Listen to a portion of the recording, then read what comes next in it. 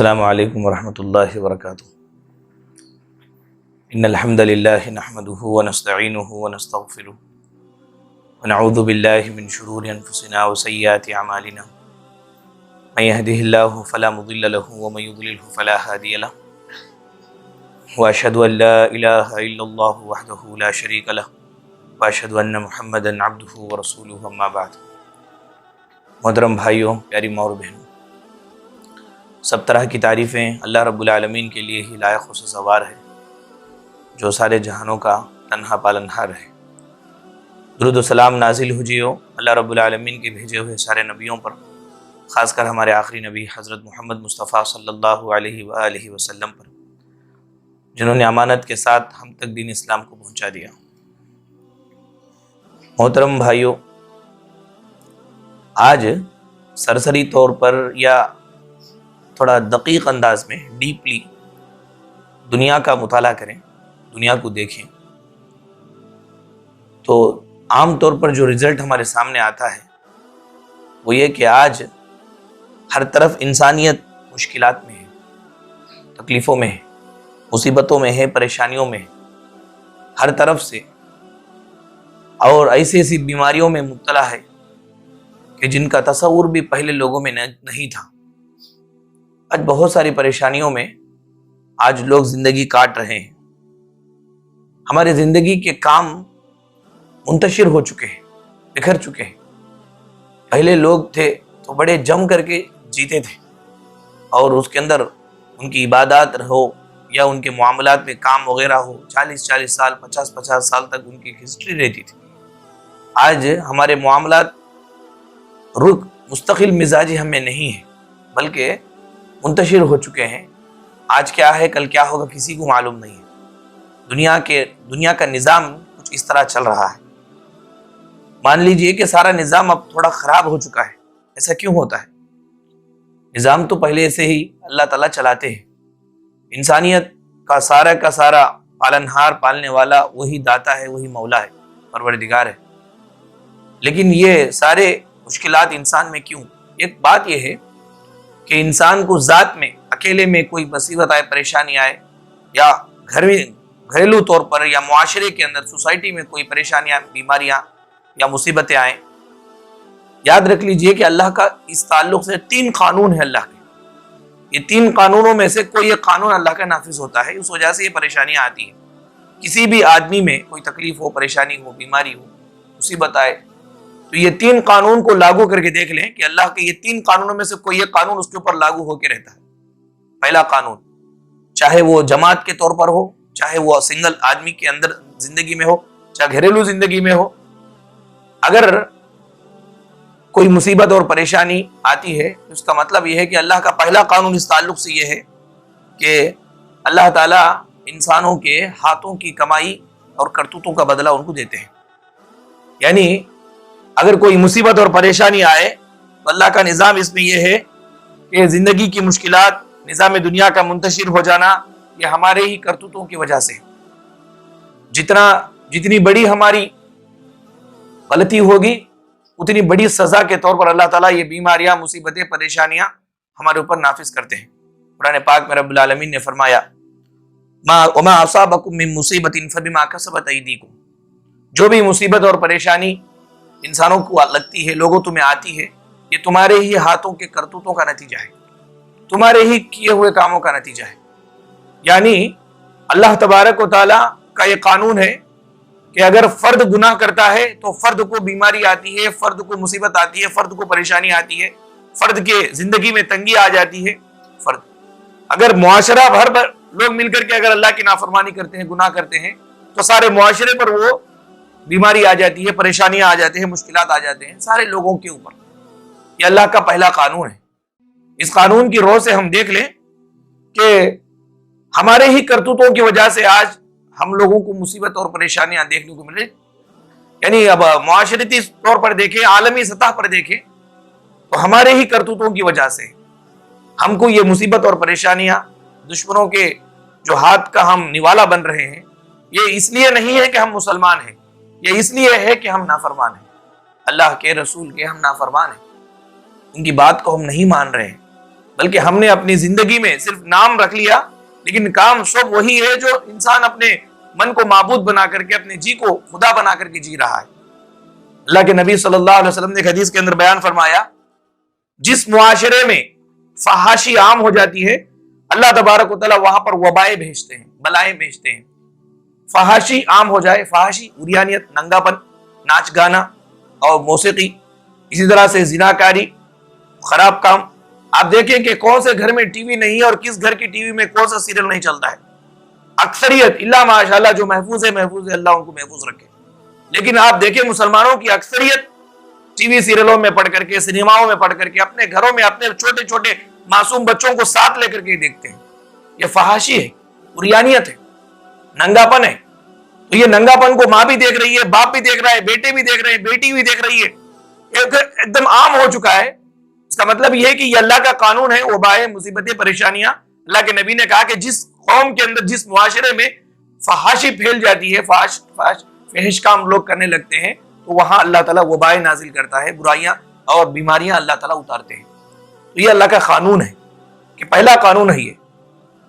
میرے بھائیوں، اس سے معلوم یہ ہوا کہ ہمارے کرتوتوں کی وجہ سے رب ناراض ہو چکا۔ رب کی ناراضگی ہی یہ ساری چیزوں کو دعوت دے رہی ہے۔ اب اس کا حل کیا ہے؟ اس کا سولوشن کیا ہے؟ ہر ایک مسئلے کا حل موجود ہے۔ اس کا سولوشن یہ ہے کہ اللہ رب العالمین کو ہم راضی کر لیں، اللہ تعالیٰ کو راضی کر لیں۔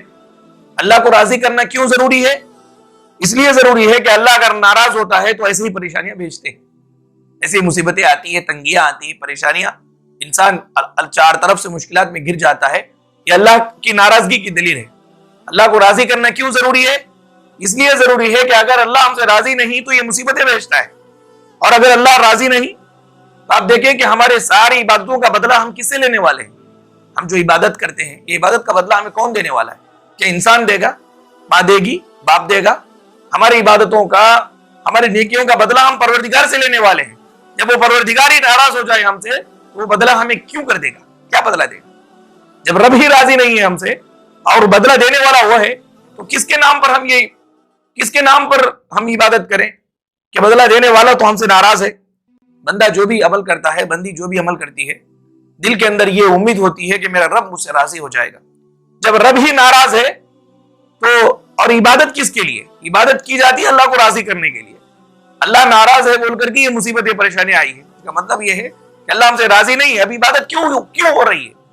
یہ رسم کے طور پر عبادت ہو رہی ہے، ایک رسم و رواج ہے، فارمیلٹیز ہے، اس کو پورا کیا جا رہا ہے۔ اللہ کی رضا مطلوب نہیں ہے، جبکہ بندہ یا بندی جو بھی عمل کرتے ہیں اس کے ذریعے سے اللہ کی خوشی وہ چاہتے ہیں کہ اللہ تعالیٰ راضی رہے۔ اور بھی اللہ تعالیٰ کو راضی کرنا کیوں ضروری ہے؟ اس لیے ضروری ہے کہ اللہ کی رضا کے بغیر زندگی اجیرن بن جاتی ہے انسان۔ اللہ راضی نہ ہو، زندگی پوری کی پوری زندگی بیکار ہے انسان کی۔ گھر والی یا گھر والا وقتی طور پر میاں بیوی میں لڑائی جھگڑا ہو جائے، اطاعت گزار بیوی ہے، بہت فرما بردار بیوی ہے اور بہت اچھا شوہر ہے، وقتی طور پر یہ دونوں کے اندر لڑائی ہو جائے، یقین مانیے شوہر کو کہیں بھی دل نہیں لگے گا اور بیوی کو کہیں دل نہیں لگے گا کہ اختلاف ہو چکا ہے اور بہت زیادہ ناراض ہو کر کے میاں چلے گئے ہیں۔ یہ ادھر ادھر پھرتے رہے گی لیکن دل کو سکون نہیں رہے گا۔ آپ دیکھیں کہ چھوٹے گھر کے اندر ایک فرد ہم سے ناراض ہے تو ہمارا جینا دو بار ہو جاتا ہے۔ پروردگار ناراض ہے تو وہ زندگی کوئی زندگی ہے؟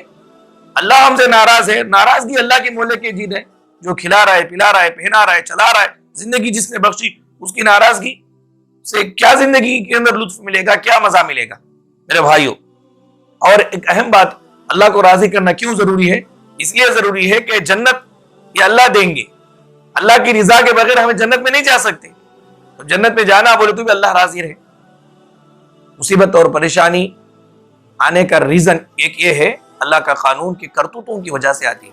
کرتوت یعنی انسان کے برے کرتوتوں کی وجہ سے۔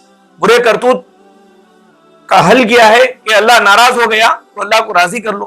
راضی کرنے کے لیے کیا کرنا چاہیے؟ راضی کرنے کے لیے سب سے پہلے عقیدہ توحید کو مضبوط کرو۔ یہ اللہ کو بہت پسند ہے۔ بندہ یا بندی صرف ایک اللہ کے غلام بن کر کے رہے، ایک اللہ کے بندی بن کر کے رہے، کسی کے در پہ نہ جائے، کسی کے تعلق سے یہ عقیدہ نہ رکھے کہ اللہ کے علاوہ یہ بھی ہمارے مصیبت اور پریشانی کو دور کر سکتے ہیں۔ جب بھی کوئی مصیبت آئے اللہ ذہن میں آئے، اللہ کے ساتھ کسی کو شریک نہ ٹھہرائیے، اللہ کو بہت پسند ہے۔ اللہ کے نبی صلی اللہ علیہ وسلم نے بیان فرمایا، اللہ تبارک و تعالیٰ 3 چیزوں سے راضی ہو جاتا ہے۔ تم ناراض کر دیے، مصیبت آ گئی تو راضی کر لو، 3 چیزوں سے اللہ راضی ہوتا ہے۔ پہلی چیز یہ ہے کہ اللہ کی عبادت کی جائے، اس کے ساتھ کسی کو شریک نہ کیا جائے، اور دوسری چیز یہ ہے کہ اللہ تبارک و تعالیٰ کی رسی کو مضبوط پکڑ لیا جائے، اللہ تعالیٰ کی رسی کو مضبوط پکڑ لیا جائے، اور تیسری چیز یہ کہ اللہ کے ساتھ کسی کو شریک نہ کیا جائے۔ یہ 3 کاموں سے اللہ بہت خوش ہو جائے۔ عقیدہ توحید کو مضبوط کریں۔ کوئی بابا، کوئی پیر، کوئی ولی، کوئی بزرگ ہمیں کچھ نہیں دیتے، جو بھی دیتا ہے پروردگار ہمیں دیتا ہے، اللہ تعالیٰ ہمیں دیتا ہے۔ اللہ کے نبی صلی اللہ علیہ وسلم نے بیان فرمایا، اگر کوئی آئے رکائے آپ کو اور گلے پہ چھری رکھے اور بولے کہ بولو اللہ کے ساتھ کوئی دوسرا ہے، نبی کریم صلی اللہ علیہ وسلم نے وہ صحابی کو نصیحت کرتے ہوئے فرمایا، اگر وہ تم کو قتل کرتا ہے تو قتل کرنے دو، قتل ہو جاؤ، اگر تم کو اگار میں پھینک رہا ہے، جلا رہا ہے تو جلانے دو، جلنے کے لیے تیار ہو جاؤ۔ لا تشرک باللہ وَإِنَّ فَرِيقًا قُتِلَ، اللہ کے ساتھ کسی کو شریک مت ٹھہراؤ۔ یہ بہت ناراضگی کی بات ہے اللہ کے لیے، اللہ تبارک و تعالیٰ کے لیے بہت ناراضگی کی بات ہے۔ قتل کر دیے جاؤ، قتل ہونا پسند کر لو، جلا دیے جاؤ، جلنا پسند کر لو، لیکن اللہ کے ساتھ کسی کو شریک نہ ٹھہراؤ۔ آج امت مسلمہ کی اکثریت دیکھیے، درگاہوں کے پاس جا کر کے اپنے پیشانی کو خبر کے پاس جھکاتی ہوئی نظر آتی ہے۔ یہ اللہ کی نافرمانی کر کے اللہ کو ناراض کر گئی، جس کی وجہ سے ان کے برے کرتوتوں کی وجہ سے یہ مصیبتیں اور پریشانیاں ان پر آئی ہوئی ہیں۔ میرے بھائیوں، دوسرا یہ کہ اللہ تبارک و تعالیٰ کا قانون یہ ہے کہ دوسرا قانون پروردگار کا یہ ہے کہ بیماریاں یا مصیبتیں جو بھی آتی ہیں یہ ہمارے ہی گناہوں کو معاف کرنے کے لیے ہوتی ہیں۔ انسان کے گناہ اس سے معاف ہو جاتے ہیں۔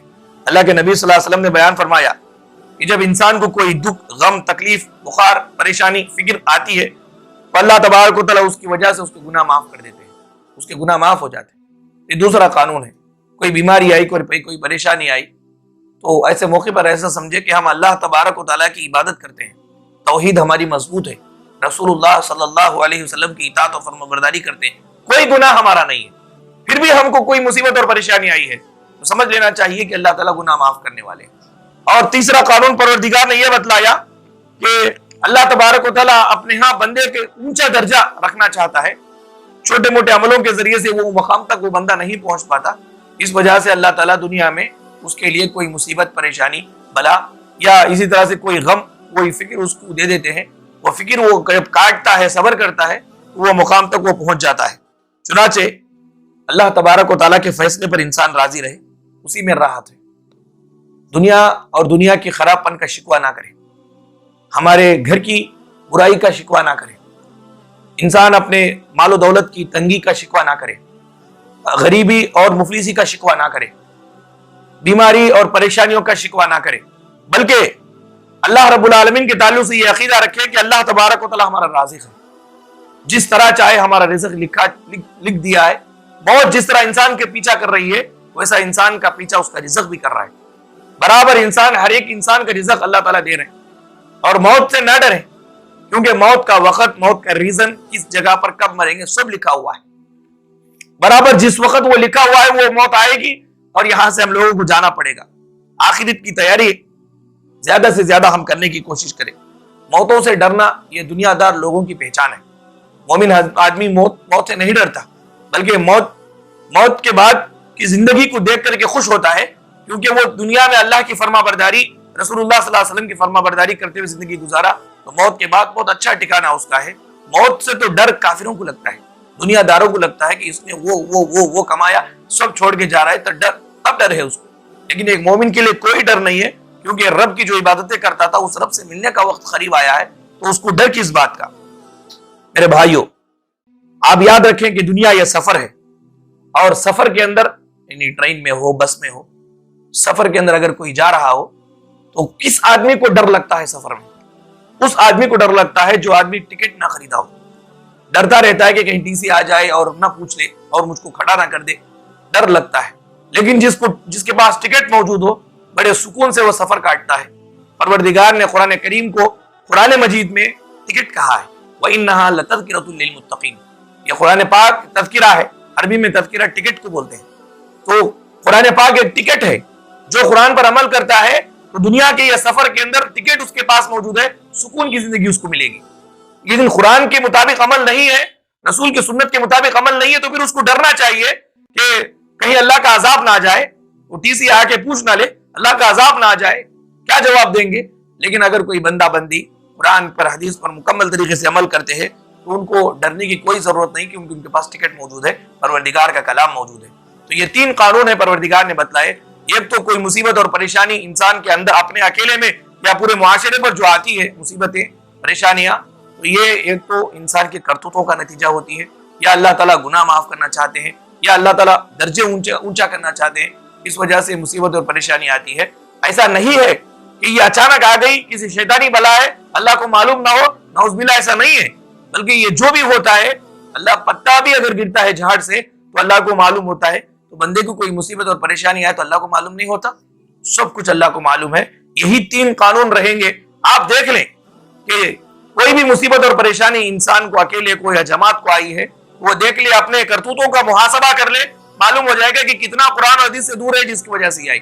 قرآن اس پر عمل کرتے ہوئے پھر آئیے تو سکون پالے کہ کفارہ ہے گناہوں کا۔ اگر وہ گناہ بھی اگر اس نے نہیں کیا ہے تو سمجھ لے کہ اللہ تعالیٰ اونچا درجہ دینا چاہتا ہے، اس وجہ سے چھوٹی موٹی مصیبتیں آتی ہیں۔ یہ کوئی مصیبت نہیں ہے، دنیا کی مصیبت کوئی مصیبت نہیں ہے، بلکہ اصل مصیبت تو آخرت کی مصیبت ہے، اس سے اپنے آپ کو بچانے کی ہم کوشش کریں۔ پروردگار سے دعا ہے کہ رب العالمین ہم تمام لوگوں کو اللہ تبارک و تعالیٰ کے قانون کو سمجھ کر کے اللہ تبارک و تعالیٰ کی کتاب پر عمل کرنے کی توفیق عطا فرمائے۔ اللہ تعالیٰ جب تک اس دنیا میں ہمیں زندہ رکھے، ایمان اور اسلام کی حالت میں زندہ رکھے، جب ہمارا خاتمہ ہو تو بالخیر ہو۔ آمین۔ وآخر دعوانا ان الحمدللہ رب العالمین۔ سبحانک اللہم و بحمدک، اشہد ان لا الہ الا انت، استغفرک و اتوب الیک۔